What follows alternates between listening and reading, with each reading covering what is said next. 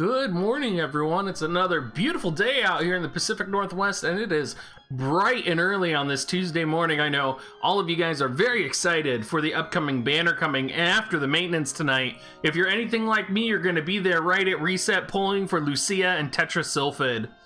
Sort of in honor of those pulls, I've decided to focus on Nawsha, one of the best units that can counter Lucia. So we talked a little bit about this in the counter gunner video, but let's go ahead and hop in and find out what makes Nasha such a wonderful counter to Lucia. Nasha is a Paladin main job. She has a secondary job as a white mage and a Traygoon. She's of course from Leonis, so we are loyal to her. Her master ability is max HP plus 25%. Her base HP is 2,202. She gets an additional HP plus 60 on top of that, so she's going to be pushing almost 3,000 HP, you guys, just at base, which is a huge amount. When you're thinking about Nasha, you really got to think about going big on HP.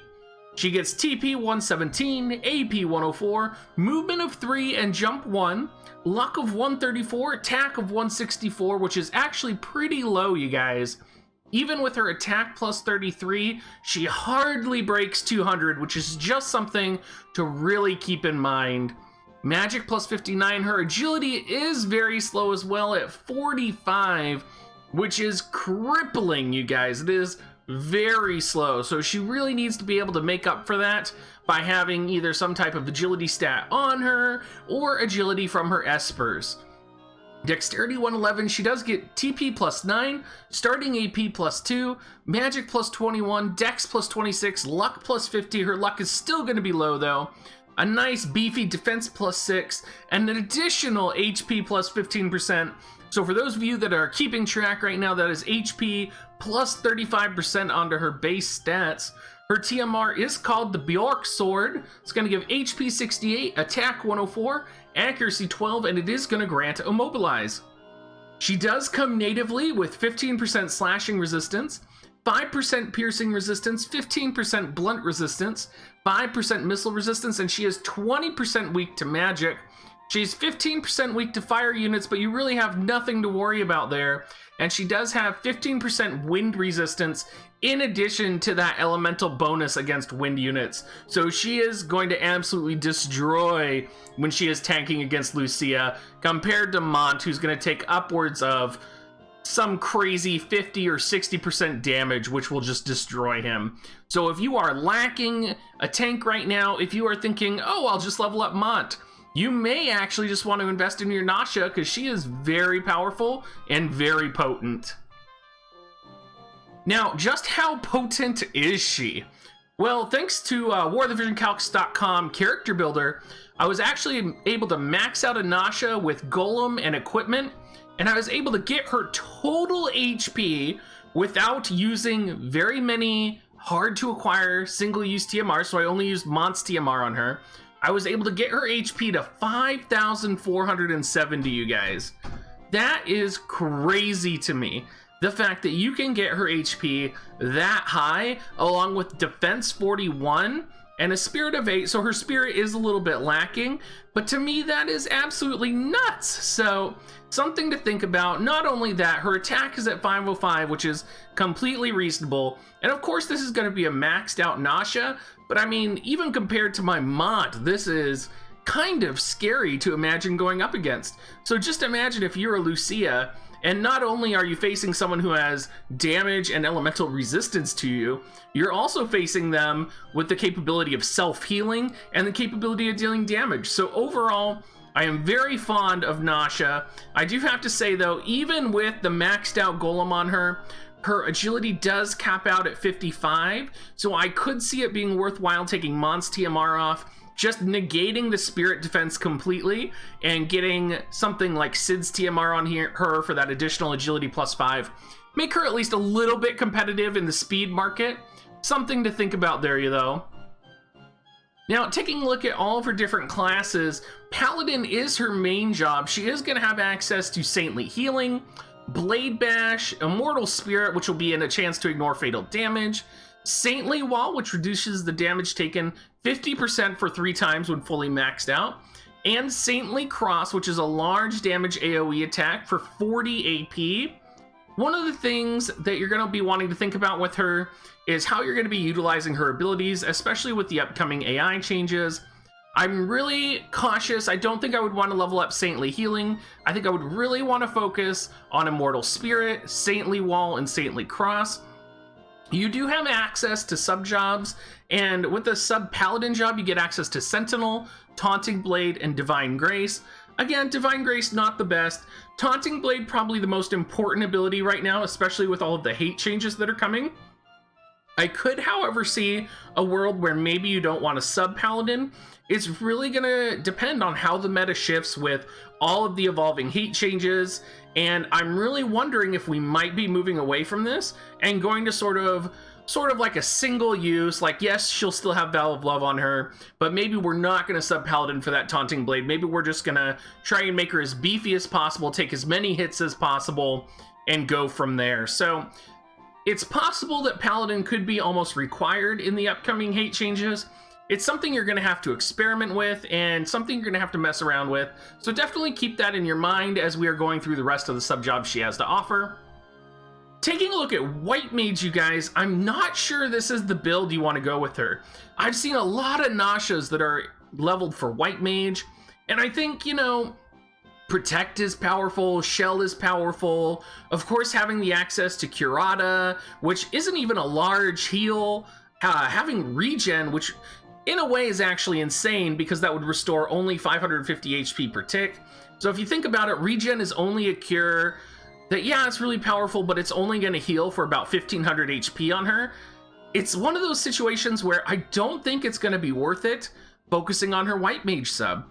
Honestly, I think you're going to get more use out of subbing Dragoon for her and having her low faith so that she takes less magic damage, since magic damage is already a weakness for her. Now, taking a look at Dragoon's kit, this is a kit that I find is very interesting and very powerful. If I were leveling Nasha right now, which I am, I would really be looking at Dragon's Roar, which decreases Bravery by 43. I would be looking at Dragon's Standard, which increases Move 1 and increases Jump 1, potentially more to Unidentified. And I would look at Dragon's Kin, which increases attack 42%.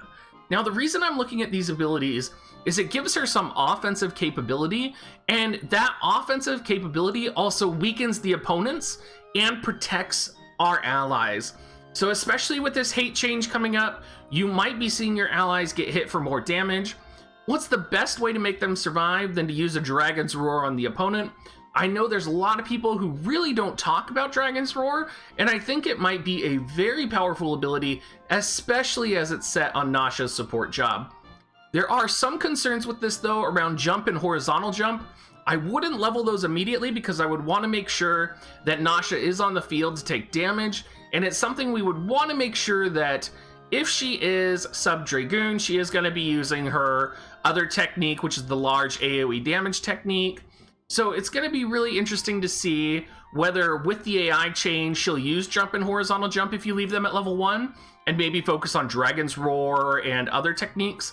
Something else to keep in mind as well, in the upcoming PvP map that's changing, thanks to AOJ's mention the other day on the Counter Gunner video, having Jump 2 in the upcoming PvP map is going to be very important. That's going to be critical for a lot of movement. So having a self buff that gives increased Move 1 and increases Jump 1 for 3 turns is actually really good.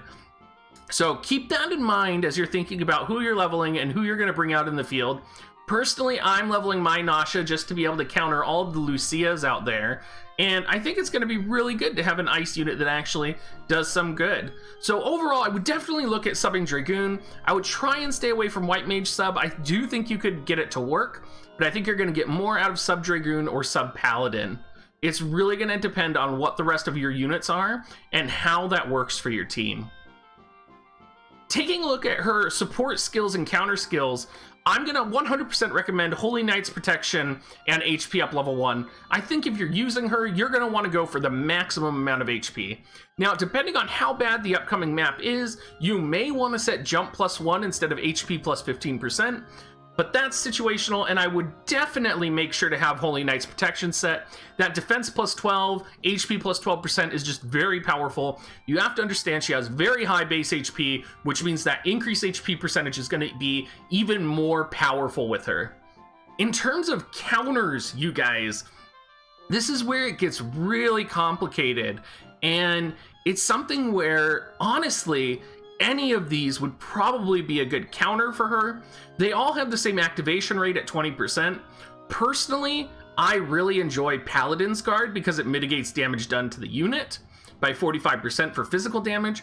But I could see Regenerator being good, which is going to give you a 10% regen for 3 turns, which, as we talked about, is a 1500 HP regen. But you also have to take into account that that has to actually tick 3 turns. And then, of course, you have Dragon's Blade from Traygoon, which is a 2-range counter ability, which is going to absorb HP up to 50% of the damage that you deal back. So it's really, I mean, you can imagine a Nasha where maybe she gets a lucky counter and it crits, or something happens and she absorbs, like, shoot, I don't know, like 1000 HP back. But I don't think she's going to be countering for that much damage. I mean, even if you countered for like a 1700 attack, that's only going to be about 700. You would have to do a 2k plus counter in order to get huge HP drawn back. So I'm going to say she might be a situation where you actually want to set Regenerator. It might be a situation where you want to set Paladin's Guard. It's really going to depend on who you're going up against and kind of what your build fully is. So I would say you're going to be safe with either of those. My personal preference is, of course, going to be Paladin's Guard because I love that damage taken mitigation. But again, you could definitely go with Regenerator and be more, you know, durable or resistant in a way. Now, of course, in terms of Espers, this was, of course, calculating for the Golem being maxed out with increases defense and evasion rate. In addition, I also had the Human Killer, and I grabbed 3% Pierce resistance. Of course, you can always try other Espers, and especially as we're transitioning into a high-ranged potential meta in Arena, you're definitely going to want to look at Ifrit and Odin for missile resistance. War Mech, when he comes out in the near future, is also going to be another powerful defense Esper. Iron Giant is also completely viable for slash resistance. So a lot of Espers to choose from. My number one recommendation would be Golem, and I hope you guys are already ahead of that and ahead of me on that and leveling up your Golem's resonance right now with your Nasha. All right, you guys, we are at the cards finally, and the cards are a little bit interesting because you kind of have the benefit of putting multiple cards onto her and multiple party effects. So of course you're probably going to have Vow of Love set on her immediately, which is going to give that enmity plus 5, HP plus 346. But if you were able to put a Golem card in your party, you have to consider that's an additional 550 HP that could be put on her. That's not even in my calculation, so you could easily push her if you tried to be over 6k max HP, you guys. That's completely possible. You would have to arrange your cards a little bit, but I do believe you could probably do it. And of course, if you have someone with Odin, I would always recommend it for that resistance to single attack plus 20% and that Man-Eater plus 10. I imagine that'll probably be somewhere in your party, but definitely something to think about. You guys, I always think of Nasha as the Lucia killer. I think she's going to be the best hero if you're a free-to-play unit right now. I would definitely invest in her. Lucia's going to be around for a long time, you guys. Alright everyone, thank you so much for watching. If you are planning on pulling on the Lucia banner and want to support me, make sure you use my Amazon affiliate link to buy your Amazon coins. It is the best way to support me, and it gets you a 20% discount on Visior, so totally worth it. And make sure you swing by our Discord, you guys. Make sure you come say hi. Make sure you come check out the stream tonight. I am going to be streaming most of the night tonight as we get ready to pull for Lucia and tetra sylphid. I am super excited for tetra sylphid, and I really want her for my evasion comp. So I hope I'll see some of you guys there tonight. And thank you so much for listening, you guys. Have a great rest of your day.